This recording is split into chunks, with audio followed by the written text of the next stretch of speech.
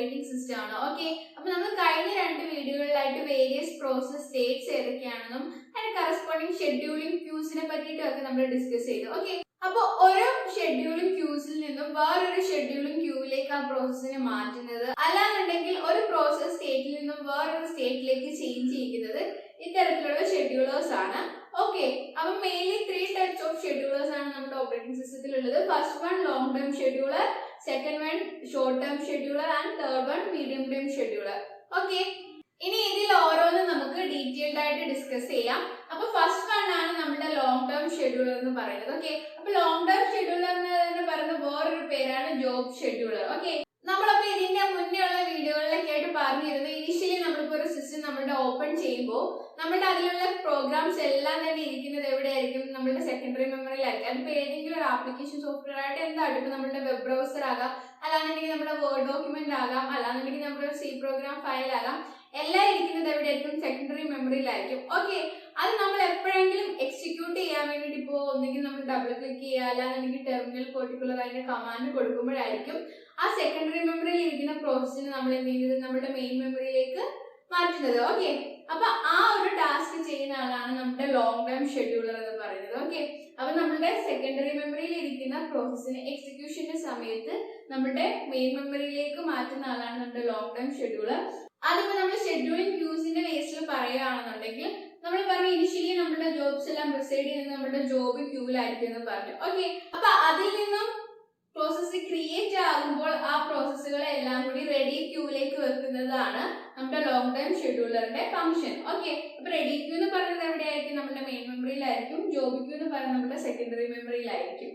ഇനി process state vice പറയുകയാണെന്നുണ്ടെങ്കിൽ നമ്മുടെ പ്രോസസ്സിന്റെ ന്യൂ സ്റ്റേറ്റിൽ നിന്നും അതിന്റെ സ്റ്റേറ്റ് റെഡി സ്റ്റേറ്റിലേക്ക് ചേഞ്ച് ചെയ്യുന്നത് ആരാണ്? ലോങ് ടൈം ഷെഡ്യൂളർ ആണെന്ന് പറയാം. ഓക്കെ, നമ്മൾ പറഞ്ഞു ന്യൂ സ്റ്റേറ്റിൽ നമ്മുടെ പ്രോസസ് സെക്കൻഡറി മെമ്മറിയിലായിരിക്കും. ഓക്കെ, അപ്പൊ അവിടെ ക്രിയേഷൻ സ്റ്റാർട്ട് ചെയ്തിട്ടേ ഉള്ളൂ. ഓക്കെ, അപ്പൊ അതിന്റെ ക്രിയേഷൻ കംപ്ലീറ്റ് ആകുമ്പോഴത്തേക്കും ആ പ്രോസസ് എവിടെയായിരിക്കും? നമ്മുടെ മെയിൻ മെമ്മറിയിലായിരിക്കും ഇരിക്കുന്നത്. ഇനി ഇവിടെ നോട്ട് ചെയ്യേണ്ട ഒരു പോയിന്റ് ആണ്, long time scheduler controls the degree of multi programming. Okay, അപ്പൊ ഡിഗ്രി ഓഫ് മൾട്ടി പ്രോഗ്രാമിംഗ് എന്ന് പറഞ്ഞു കഴിഞ്ഞാൽ number of process in the main memory. Okay, അപ്പൊ നമ്മളിപ്പം ഇവിടെ ഡിസ്കസ് ചെയ്യുന്നതെല്ലാം നമ്മുടെ മൾട്ടി പ്രോഗ്രാമിംഗ് ഓപ്പറേറ്റിംഗ് സിസ്റ്റത്തിനെ പറ്റിയിട്ടാണ്. ഓക്കെ, നമുക്ക് ഇനിഷ്യലി എന്ന് പറഞ്ഞു കഴിഞ്ഞാൽ അറ്റ് എ ടൈം ഒരു പ്രോസസ്സിനെ മാത്രമേ നമുക്ക് മെയിൻ മെമ്മറിയിൽ വെക്കാൻ പറ്റുള്ളൂ. അതിന്റെ എക്സിക്യൂഷൻ കഴിഞ്ഞ് കംപ്ലീറ്റ് ആയി പോയി കഴിയുമ്പോൾ മാത്രമായിരുന്നു നമ്മൾ വേറൊരു പ്രോസസ്സിനെ നമ്മുടെ മെയിൻ മെമ്മറിയിലേക്ക് കൊണ്ടുവരുന്നത്. പക്ഷെ ഇപ്പോൾ മൾട്ടി പ്രോഗ്രാമിംഗ് OS എന്ന് പറഞ്ഞു കഴിഞ്ഞാൽ നമുക്ക് അറ്റ് എ ടൈം നമ്മുടെ മെയിൻ മെമ്മറിയിൽ അല്ലെങ്കിൽ നമ്മുടെ റെഡി സ്റ്റേറ്റിൽ കുറേ പ്രോസസ്സുകൾ എക്സിക്യൂഷന് വേണ്ടിയിട്ട് വെയിറ്റ് ചെയ്യുന്നുണ്ടായിരിക്കും. അതിൽ ഏതെങ്കിലും ഒരു പ്രോസസ്സിനായിരിക്കും CPU എക്സിക്യൂട്ട് ചെയ്യുന്നത്. ഓക്കെ, അപ്പം അറ്റ് എ ടൈം നമ്മളുടെ മെയിൻ മെമ്മറിയിൽ എത്ര പ്രോസസ്സ് ഉണ്ട് എന്നുള്ളതാണ് ഡിഗ്രി ഓഫ് മൾട്ടി പ്രോഗ്രാമിംഗ് കൊണ്ട് പറയുന്നത്. ഓക്കെ, അപ്പൊ അത് കൺട്രോൾ ചെയ്യുന്നത് ആരാണ്? നമ്മുടെ ലോങ് ടൈം ഷെഡ്യൂളർ ആണ്. കാരണം നമ്മൾ പറഞ്ഞു നമ്മുടെ സെക്കൻഡറി മെമ്മറിയിൽ ഇരിക്കുന്ന പ്രോസസ്സിനെ മെയിൻ മെമ്മറിയിലേക്ക് കൊണ്ടുവെക്കുന്ന ആളാണ് long time scheduler. So degree of multi പ്രോഗ്രാമിനെ കൺട്രോൾ ചെയ്യുന്ന ആളാണ് നമ്മുടെ long time scheduler. Next scheduler ആണ് short time scheduler. Okay, short time scheduler എന്ന് പറയുന്ന വേറൊരു പേരാണ് CPU ഷെഡ്യൂളർ. ഓക്കെ, അപ്പൊ ഈ ഷോർട്ട് ടൈം ഷെഡ്യൂളറിന്റെ ഫംഗ്ഷൻ എന്ന് പറഞ്ഞു കഴിഞ്ഞാൽ നമ്മുടെ റെഡി ക്യൂവിൽ നമ്മുടെ പ്രോസസ് എല്ലാം എക്സിക്യൂഷന് വേണ്ടി വെയിറ്റ് ചെയ്തിരിക്കുകയെന്ന് പറഞ്ഞു. ഓക്കെ, അപ്പോൾ അതിനകത്ത് ഏതെങ്കിലും ഒരു പ്രോസസ്സിനെ CPU എക്സിക്യൂട്ട് ചെയ്യാൻ വേണ്ടി സെലക്ട് ചെയ്യുക എന്നുള്ളതാണ് നമ്മുടെ ഷോർട്ട് ടൈം ഷെഡ്യൂളറിന്റെ ഫംഗ്ഷൻ. ഓക്കെ, ഫോർ എക്സാമ്പിൾ ഇപ്പൊ നമ്മുടെ റെഡി ക്യൂവില് 3 പ്രോസസ് ഉണ്ടെന്നിരിക്കട്ടെ, P1, P2, P3.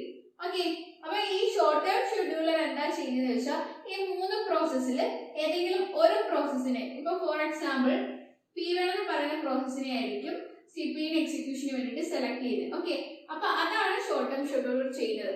ഇനി അത് എന്തിന്റെ ബേസിസിലാണ് സെലക്ട് ചെയ്യുക എന്നുള്ളത് നമ്മൾ ഇനിയുള്ള വീഡിയോസിൽ വേരിയസ് ഷെഡ്യൂളിംഗ് അൽഗോരിതംസ് ഡിസ്കസ് ചെയ്യും. ഓക്കെ, അപ്പം വേരിയസ് അൽഗോരിതംസ് ഡിസ്കസ് ചെയ്യുമ്പോൾ നിങ്ങൾക്ക് മനസ്സിലാവും ചിലപ്പം നമ്മുടെ ഈ ക്യൂവിലേക്ക് ആദ്യം വന്ന പ്രോസസ്സിനായിരിക്കും നമ്മൾ എക്സിക്യൂട്ട് ചെയ്യാൻ കൊടുക്കുന്നത്, അല്ലാന്നുണ്ടെങ്കിൽ ഏറ്റവും പെട്ടെന്ന് എക്സിക്യൂട്ട് ചെയ്ത് തീരാൻ പോകുന്ന പ്രോസസ്സിനായിരിക്കും നമ്മൾ CPU കൊടുക്കുന്നത്. ഓക്കെ, അപ്പൊ അത് ഓരോ അൽഗോരിതത്തിനെ ബേസ് ചെയ്തിട്ടിരിക്കും ഈ ഷോർട്ട് ടൈം ഷെഡ്യൂളർ ഈ റെഡി ക്യൂവിലുള്ള കുറെ പ്രോസസ്സുകളിൽ നിന്നും ഏത് പ്രോസസ്സിനെ സെലക്ട് ചെയ്യുക എന്നുള്ളത്. ഓക്കെ, ഇനി അതിന്റെ കൂടെ തന്നെ നമ്മൾ ഡിസ്പാച്ചിനെ കൂടി പറഞ്ഞത്. ഓക്കെ, ഇനി ഇവിടെ ഈ ഡിസ്പാച്ചർ എന്താ ചെയ്യുന്നത് വെച്ചാൽ നമ്മുടെ ഷോർട്ട് ടൈം ഷെഡ്യൂളർ നമ്മുടെ റെഡി ക്യൂവിൽ നിന്നും ഏതെങ്കിലും ഒരു പ്രോസസ്സിനെ സെലക്ട് ചെയ്തു. ഓക്കെ, അപ്പൊ P1 എന്ന് പറയുന്ന പ്രോസസ്സിനെ സെലക്ട് ചെയ്തു. ഓക്കെ, അപ്പൊ കറസ്പോണ്ടിങ് ആയിട്ട് ഇപ്പൊ CPU വേറൊരു പ്രോസസ് എക്സിക്യൂട്ട് ചെയ്തുകൊണ്ടിരുന്നതായിരുന്നു ഇരിക്കട്ടെ. ഇപ്പൊ P4 എന്ന് പറയുന്ന ഒരു പ്രോസസ്സ് നമ്മുടെ CPU എക്സിക്യൂട്ട് ചെയ്തുകൊണ്ടിരുന്നതാണ്. ഓക്കെ, അപ്പൊ നമുക്ക് ഇനി എക്സിക്യൂട്ട് ചെയ്യേണ്ട P1 പ്രോസസ്. അപ്പൊ നമ്മുടെ P4 എന്ന് പറയുന്ന പ്രോസസ്സിന്റെ ഇപ്പോ കറന്റ് എക്സിക്യൂട്ട് ചെയ്ത ഇൻഫോർമേഷൻസ് ഒക്കെ സേവ് ചെയ്ത് വെച്ചിട്ട് നമ്മുടെ P1ന്റെ ഇൻഫോർമേഷൻസ് എന്താണോ അത് കറസ്പോണ്ടിങ് ആയിട്ട് ലോഡ് ചെയ്യുക. അതാണ് നമ്മുടെ ഡിസ്പാച്ചറിന്റെ ഫംഗ്ഷൻ. അപ്പം ഷോർട്ട് ടൈം ഷെഡ്യൂളർ ഒരു പ്രോസസ്സിനെ സെലക്ട് ചെയ്യും, അതിനനുസരിച്ച് അതിന് CPU അലോക്കേറ്റ് ചെയ്ത് കൊടുക്കുക എന്നുള്ളതാണ് നമ്മുടെ ഡിസ്പാച്ചറിന്റെ ഫംഗ്ഷൻ. അത് നമ്മൾ ഡീറ്റെയിൽഡ് ആയിട്ട് ഇനിയുള്ള വീഡിയോയിൽ ഡിസ്കസ് ചെയ്യും. സോ ഇപ്പൊ നിങ്ങൾ ഇത്ര അറിഞ്ഞിരിക്കാം. ഇനി പ്രോസസ് സ്റ്റേറ്റ്സിന്റെ ബേസിസിൽ പറയുകയാണെന്നുണ്ടെങ്കിൽ നമ്മുടെ ഒരു റെഡി സ്റ്റേറ്റിൽ ഇരിക്കുന്ന ഒരു പ്രോസസ്സിന്റെ സ്റ്റേറ്റ് റൺ സ്റ്റേറ്റിലേക്ക് ചേഞ്ച് ചെയ്യുക എന്നുള്ളതാണ് നമ്മുടെ ഷോർട്ട് ടൈം ഷെഡ്യൂളിന്റെ ഫംഗ്ഷൻ. ഓക്കെ, അപ്പൊ ഇനിഷ്യലി നമ്മുടെ റെഡി ക്യൂയിൽ ഇരിക്കുക എന്ന് പറഞ്ഞാൽ പ്രോസസ് റെഡി സ്റ്റേറ്റിലായിരിക്കും.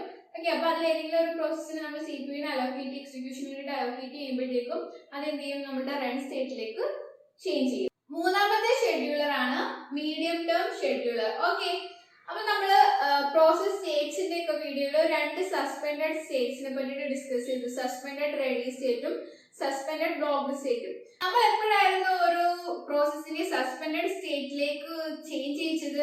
നമ്മുടെ മെയിൻ മെമ്മറിയിൽ സ്പേസ് ഇല്ലാതെ വന്നപ്പോഴാണ് നമ്മൾ സെക്കൻഡറി മെമ്മറിയിലേക്ക് നമ്മുടെ ആ പ്രോസസ്സിനെ നമ്മൾ മൂവ് ചെയ്യിച്ചത്. ഓക്കെ, അപ്പൊ അത് ചെയ്യുന്ന ആളാണ് നമ്മുടെ മീഡിയം ടേം ഷെഡ്യൂളർ എന്ന് പറയുന്നത്. ഓക്കെ, അപ്പൊ മീഡിയം ടേം ഷെഡ്യൂളർ ശരിക്കും ഇവിടെ ചെയ്യുന്നത് എന്താണെന്ന് വെച്ചാൽ സ്വാപ്പിംഗ് ഫംഗ്ഷൻ ആണ്. ഓക്കെ, നമ്മുടെ മെയിൻ മെമ്മറിയിൽ ഇരിക്കുന്ന ഒരു പ്രോസസ്സിനെ സ്പേസ് ഇല്ലാത്തപ്പോൾ സെക്കൻഡറി മെമ്മറിയിലേക്ക് മാറ്റുക, അതുപോലെ തന്നെ തിരിച്ച് സ്പേസ് വരുമ്പോൾ നമ്മുടെ സെക്കൻഡറി മെമ്മറിയിൽ നിന്നും നമ്മുടെ മെയിൻ മെമ്മറിയിലേക്ക് മാറ്റുക. ഓക്കെ, അപ്പൊ ആ ടാസ്ക് ആണ് നമ്മുടെ മീഡിയം ടേം ഷെഡ്യൂളർ ചെയ്യുന്നത്. നമ്മൾ ഷെഡ്യൂൾ ക്യൂ വൈസിൽ പറഞ്ഞു കഴിഞ്ഞാൽ നമ്മുടെ മെയിൻ മെമ്മറിയിലുള്ള രണ്ട് ക്യൂസ് ആണ് ready queue, block queue. Okay, അപ്പൊ ഞാൻ സെപ്പറേറ്റ് ചെയ്ത് എഴുതുന്നതിന് പകരം രണ്ടും കൂടെ ഒരുമിച്ച് എഴുതിയെന്നുള്ളൂ.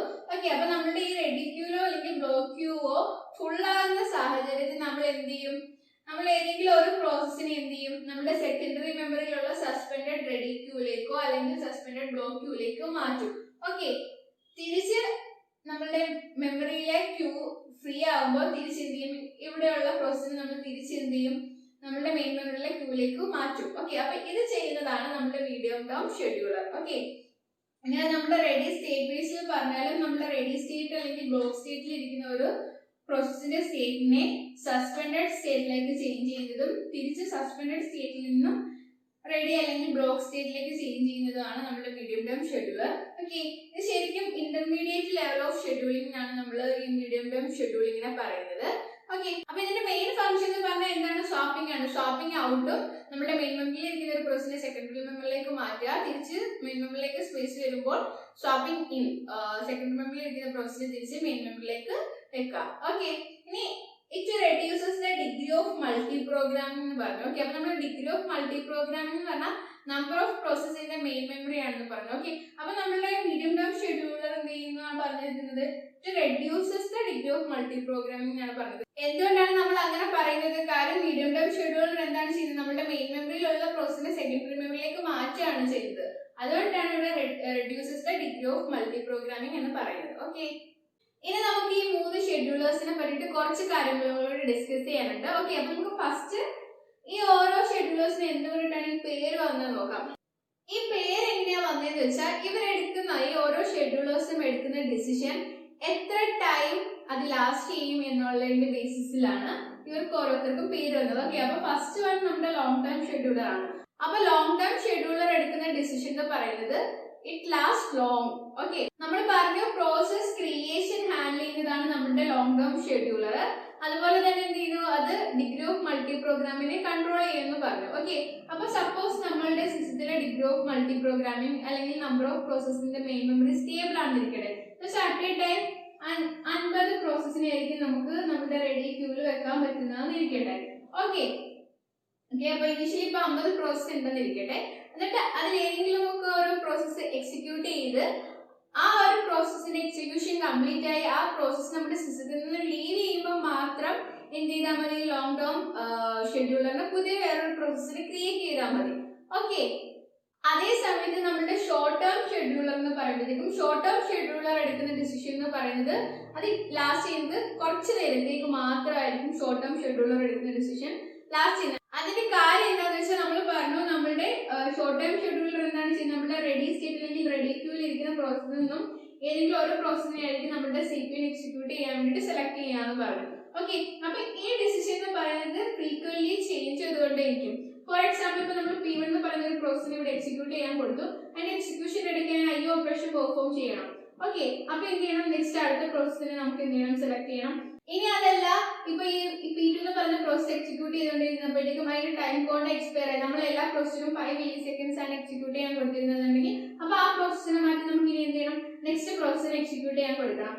സോ ഇവിടുത്തെ ഡിസിഷൻ എന്ന് പറഞ്ഞു കഴിഞ്ഞാൽ നമ്മൾ ഏത് പ്രോസസ്സിന് നമ്മൾ CPU എക്സിക്യൂട്ട് ചെയ്യണം കൊടുക്കണം എന്നുള്ള ഡിസിഷൻ എന്ന് പറയുന്നത് പെട്ടെന്ന് ചേഞ്ച് ആയിക്കൊണ്ടേയിരിക്കും നമ്മുടെ ഷോർട്ട് ടേമിന്റെ കേസിൽ. ഓക്കെ, ഫോർ എക്സാമ്പിൾ നമ്മളുടെ ഇപ്പൊ ഈ ഓരോ ഡിസിഷൻ എടുക്കുന്നത് ചിലപ്പം വിത്തിൻ മില്ലി സെക്കൻഡ്സിലായിരിക്കും നമുക്ക് എന്ത് ചെയ്യേണ്ടത്, നമ്മുടെ CPU എക്സിക്യൂട്ട് ചെയ്യേണ്ട പ്രോസസ്സിനെ മാറ്റി വേറൊരു പ്രോസസ്സിന് നമുക്ക് എക്സിക്യൂഷന് വേണ്ടിയിട്ട് കൊടുത്തുകൊണ്ടിരിക്കേണ്ടത്. പക്ഷേ ലോങ് ടൈം ഷെഡ്യൂളറിന്റെ കേസിൽ നമ്മുടെ ഇപ്പം degree of multi programming stable ആണെന്നുണ്ടെങ്കിൽ എന്ത് ചെയ്യണം, നമുക്ക് ആ ഒരു പ്രോസസ്സ് കംപ്ലീറ്റ് ആയി പോയതിനു ശേഷം മാത്രം നമുക്ക് പിന്നെ ഒരു പ്രോസസ്സിനെ ക്രിയേറ്റ് ചെയ്യുന്നതിനെ പറ്റി ചിന്തിക്കേണ്ട കാര്യമുള്ളൂ. ഓക്കെ, അത് മേ ബി ചിലപ്പം മിനിറ്റ്സ് ഒക്കെ ആയിരിക്കും എടുക്കുന്നത് അവിടുത്തെ ആ ഒരു ഡിസിഷന്. പക്ഷെ ഇവിടെ എന്ന് പറയുമ്പോഴത്തേക്കും വിത്തിൻ മില്ലി സെക്കൻഡ്സിൽ തന്നെ നമുക്ക് എന്ത് ചെയ്യണം, നമുക്ക് വേറൊരു പ്രോസസ്സിനെ സെലക്ട് ചെയ്യാനുള്ള ഡിസിഷൻ എടുക്കേണ്ടി വരും.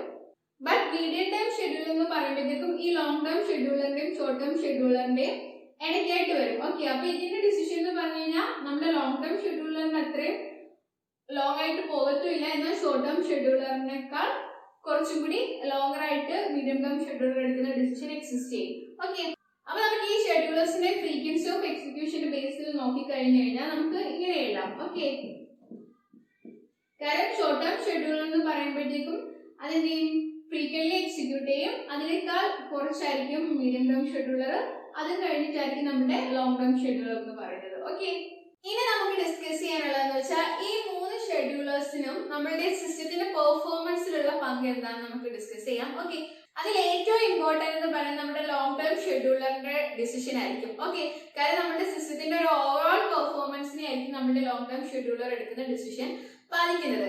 ലോങ് ടേം ഷെഡ്യൂളർ എന്തായിരുന്നു ചെയ്തിരുന്നത്, നമ്മുടെ ജോബ് ക്യൂലുള്ള കുറെ പ്രോസസ്സിൽ നിന്നും എന്ത് ചെയ്യും, നമ്മുടെ കുറച്ച് പ്രോസസ്സിനെ ആയിരിക്കും നമ്മുടെ എക്സിക്യൂഷന് വേണ്ടിയിട്ട് നമ്മുടെ റെഡി ക്യൂലേക്ക് വെക്കുന്നതെന്ന് പറഞ്ഞു. ഓക്കെ, നമ്മളിപ്പോ ഒരു പ്രോസസ്സിനെ കൺസിഡർ ചെയ്ത് കഴിഞ്ഞാൽ ആ പ്രോസസ്സിന് CPU ടൈം ഉണ്ട്, IO ടൈം ഉണ്ട്. ഓക്കെ, CPU ടൈം എന്ന് പറഞ്ഞാൽ ആ പ്രോസസ്സ് എത്ര നേരം നമ്മൾ CPU എക്സിക്യൂട്ട് ചെയ്യാനുള്ളതാണ് CPU ടൈം കൊണ്ടിട്ട് മീൻ ചെയ്യുന്നത്. അതുപോലെ തന്നെ IO ടൈം എന്ന് പറഞ്ഞു കഴിഞ്ഞാൽ ആ പെർട്ടിക്കുലർ ഒരു പ്രോസസ്സിന് IO ഓപ്പറേഷൻ പെർഫോം ചെയ്യാൻ വേണ്ടുന്ന ടൈമാണ് IO ടൈം. ഇതിന്റെ ബേസിസിൽ നമുക്ക് പ്രോസസ്സിനെ രണ്ടായിട്ട് ക്ലാസിഫൈ ചെയ്യാം. ഓക്കെ, CPU ബൗണ്ട് പ്രോസസ്സിനും IO ബൗണ്ട് പ്രോസസ് എന്നും. ഓക്കെ, ഇനി CPU ബൗണ്ട് പ്രോസസ് എന്ന് പറഞ്ഞു കഴിഞ്ഞാൽ ഒരു പെർട്ടിക്കുലർ പ്രോസസ്സിന്റെ CPU ടൈം ആണ് IO ടൈമിനേക്കാൾ കൂടുതലെങ്കിൽ നമ്മൾ ആ പ്രോസസ്സിന്റെ CPU ബൗണ്ട് പ്രോസസ് എന്ന് പറയും. അതേസമയം ഒരു പ്രോസസ്സിന്റെ IO ടൈം ആണ് CPU ടൈമിനേക്കാൾ കൂടുതലെങ്കിൽ നമ്മൾ ആ പ്രോസസ്സിനെ IO ബൗണ്ട് പ്രോസസ് എന്ന് പറയും. അപ്പൊ നമ്മുടെ ലോങ് ടൈം ഷെഡ്യൂളർ നമ്മളുടെ ജോബ് ക്യൂവിൽ നിന്ന് പ്രോസസ്സിനെ റെഡി ക്യൂലേക്ക് സെലക്ട് ചെയ്യുമ്പോൾ ശരിക്കും പറഞ്ഞാൽ proper mix of CPU bound പ്രോസസ്സും IO ബൗണ്ട് പ്രോസസ്സും വേണം സെലക്ട് ചെയ്യാൻ. അതല്ലാതെ ലോങ് ടൈം ഷെഡ്യൂളർ ഇപ്പോൾ IO ബൗണ്ട് പ്രോസസ്സിനെ ആയിരിക്കും കൂടുതൽ നമ്മുടെ ജോബ് ക്യൂവിൽ നിന്ന് സെലക്ട് ചെയ്തത് എന്നുണ്ടെങ്കിൽ CPU ആദ്യം ഒരു പ്രോസസ്സ് എക്സിക്യൂട്ട് ചെയ്യാൻ വേണ്ടി വരും. ഓക്കെ, അപ്പൊ ആ പ്രോസസ്സ് IO ബൗണ്ട് പ്രോസസ് ആയതുകൊണ്ട് അത് എന്ത് ചെയ്യും, IO ഓപ്പറേഷൻ പെർഫോം ചെയ്യാൻ വേണ്ടിയിട്ട് പോകും. ഓക്കെ, നെക്സ്റ്റ് നമ്മൾ അടുത്തൊരു പ്രോസസ്സിനെ എക്സിക്യൂട്ട് ചെയ്യാൻ എടുക്കും, അതിന് IO ഓപ്പറേഷൻ പെർഫോം ചെയ്യാനുള്ളതുകൊണ്ട് എന്ത് ചെയ്യും, വെയിറ്റിംഗ് സ്റ്റേറ്റിലേക്ക് പോകും. ഓക്കെ, അപ്പൊ ഇവിടെ CPU എന്ന് പറയുന്നത് ഐഡിയൽ ആയിട്ട് കിടക്കും. ഓക്കെ, അപ്പൊ നമ്മൾ ഇവിടെ CPU ശരിക്കും പറഞ്ഞാൽ നമുക്ക് മൾട്ടി പ്രോഗ്രാമിന്റെ എയിം എന്ന് പറയുന്നത് നമുക്ക് CPU നെ മാക്സിമം യൂട്ടിലൈസ് ചെയ്യാന്നുള്ളതാണ്. പക്ഷെ long time scheduler IO bound പ്രോസസ്സിന് മാത്രമാണ് നമ്മുടെ ആ എടുക്കുന്നതെന്നുണ്ടെങ്കിൽ അവിടെ CPU most of the time ideal ആയിട്ട് കിടക്കും. ഓക്കെ, ഇനി അതല്ല തിരിച്ച് CPU ബൗണ്ട് പ്രോസസ്സുകളെയാണ് നമ്മുടെ ലോങ് ടൈം ഷെഡ്യൂളർ എടുക്കുന്നതെന്നുണ്ടെങ്കിൽ എന്ത് ചെയ്യും, ആദ്യം ഒരു പ്രോസസ് എക്സിക്യൂട്ട് ചെയ്യാൻ വന്നിരിക്കട്ടെ. ഓക്കെ, അപ്പൊ അതിന് ഒരു IO ഓപ്പറേഷൻ പെർഫോം ചെയ്യാൻ വേണ്ടി അത് വെയിറ്റിംഗ് സ്റ്റേറ്റിലേക്ക് പോയി. നെക്സ്റ്റ് ഒരു പ്രോസസ്സ് വന്നു, അപ്പൊ അതിന് എന്ത് ചെയ്യണം, CPU ബൗണ്ട് പ്രോസസ് ആണ്. സോ എന്ത് ചെയ്യണം, അത് CPU എക്സിക്യൂട്ട് ചെയ്തുകൊണ്ടിരിക്കും. ഇനി അങ്ങനെ വരുന്ന പ്രോസസ്സുകളെല്ലാം CPU ബൗണ്ട് ആയതുകൊണ്ടിട്ട് എന്ത് ചെയ്യും, നമ്മളിവിടെ IO ഓപ്പറേഷൻ പെർഫോം ചെയ്യാൻ വന്ന പ്രോസസ് എന്ത് ചെയ്യും, എന്താണ്, സ്റ്റാർവേഷനിലേക്ക് പോകും. സ്റ്റാർവേഷൻ മീൻസ് ലോങ് ടൈം വെയിറ്റിംഗിനാണ് നമ്മൾ സ്റ്റാർവേഷൻ എന്ന് പറയുന്നത്. ഓക്കെ, അപ്പൊ ഏതെങ്കിലും ഒക്കെ പ്രോസസ്സുകൾക്ക് അപ്പം എന്ത് ചെയ്യേണ്ടി വരും, ഇൻഫിനിറ്റ് ആയിട്ട് അവിടെ വെയിറ്റ് ചെയ്യേണ്ട ഒരു അവസ്ഥ വരും. അതുകൊണ്ടിട്ട് ലോങ് ടൈം ഷെഡ്യൂളർ എപ്പോഴും ഒരു proper mix of CPU bound process and IO bound പ്രോസസ്സിനെ വേണം എടുക്കാൻ വേണ്ടിട്ട്. ഓക്കെ, ഇനി അതുപോലെ തന്നെ ഷോർട്ട് ടൈം ഷെഡ്യൂളർ എടുത്താലും ഷോർട്ട് ടൈം ഷെഡ്യൂളറും നമ്മുടെ സിസ്റ്റത്തിന്റെ പെർഫോമൻസിനെ ബാധിക്കും. കാര്യം നമ്മൾ പറഞ്ഞ ഏതെങ്കിലും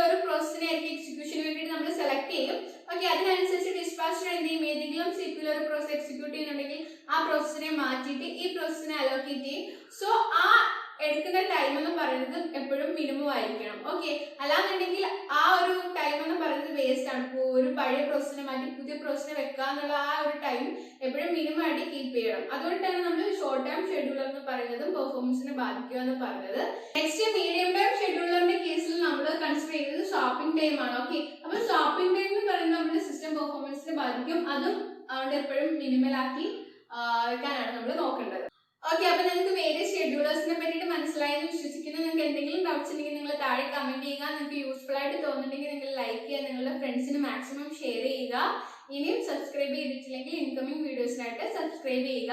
ഓക്കെ, അപ്പൊ നിങ്ങൾക്ക് ഇപ്പം ഒരു ഏകദേശ ധാരണ ഉണ്ടായാൽ മതി. നമ്മൾ ഇനിയുള്ള വീഡിയോസിൽ ഇതിൽ എന്തെങ്കിലും നിങ്ങൾക്ക് കൺഫ്യൂസിംഗ് ഉണ്ട്, പ്രോസസ് സ്റ്റേറ്റ്സ് ഷെഡ്യൂളിംഗ് ക്യൂസിൽ കൺഫ്യൂസിംഗ് ഉണ്ടെങ്കിൽ ഇതിന്റെ പ്രീവിയസ് വീഡിയോസ് ഇട്ടിട്ടുണ്ട്, അത് ആദ്യം നിങ്ങൾ കാണുക. ഇനി നമ്മൾ ഈ ബാക്കി ഇൻകമിംഗ് വീഡിയോസ് ഒക്കെ വരുമ്പോഴത്തേക്കും നിങ്ങൾക്ക് ഇതിലൊക്കെ എന്തെങ്കിലും ക്ലാരിഫിക്കേഷൻ കുറവുണ്ടെങ്കിൽ ഇനിയുള്ള വീഡിയോസ് വരുമ്പോഴത്തേക്കും നിങ്ങൾക്ക് അതൊക്കെ ക്ലിയർ ആയിക്കോളും. Okay, by.